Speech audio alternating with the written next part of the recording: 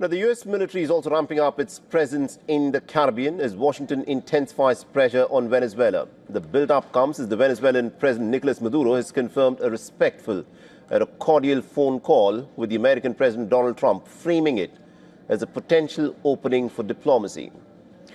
In Puerto Rico, Osprey aircraft, naval ships and also additional personnel have been deployed.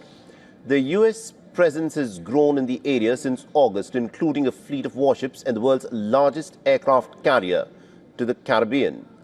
Speculation over imminent airstrikes by the Americans have been growing, even as the leaders of both countries have recently engaged in a rare phone call.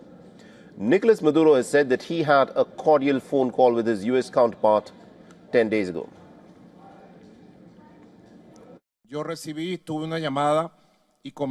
I received a phone call and spoke with President Donald Trump. I can say that the conversation was in a respectful tone, and I can even say it was cordial between the US President and the President of Venezuela. I add that if this call means there are steps towards a respectful dialogue between states, between countries, then welcome dialogue, welcome diplomacy, because we will always seek peace. In English, welcome diplomats. Welcome peace. Peace, yes. War, never. Never in the like. Bienvenido.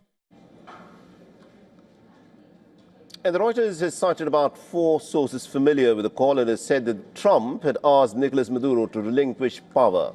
But Maduro had said that he will leave Venezuela only if he and his family receive full legal amnesty, including the removal of US sanctions and also the end of a flagship case before the International Criminal Court. Publicly, Nicolás Maduro has sought to downplay the US threats. He's also been showing up for public events unannounced, dancing and posting propaganda videos on TikTok.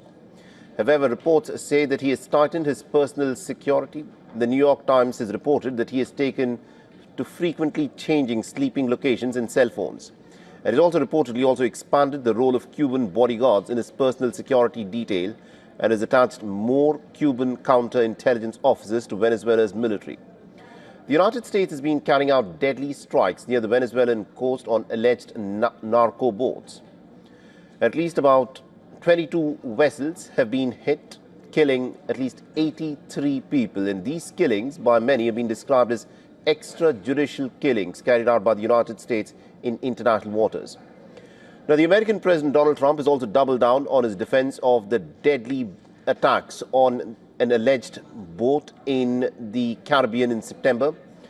The American Secretary of War, Pete Hegseth, is facing bipartisan scrutiny over this attack, where the American strikes allegedly killed 2 survivors in a double-tap strike.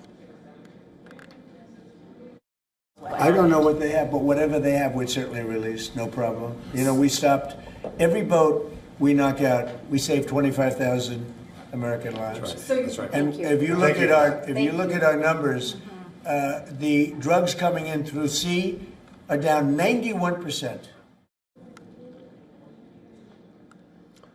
Now, Hegseth has also played down the scrutiny as he presides over the Pentagon's Christmas tree lighting ceremony. The ceremony included a Santa Claus figure riding atop an armored vehicle.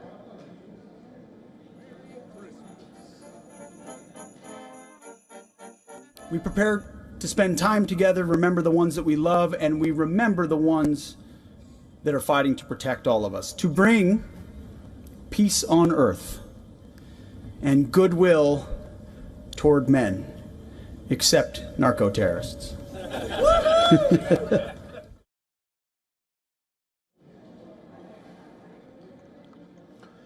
Meanwhile, an old video of Pete Hegseth from 2016 has gone viral, where he is saying that war crimes must be punished and service members should refuse illegal orders.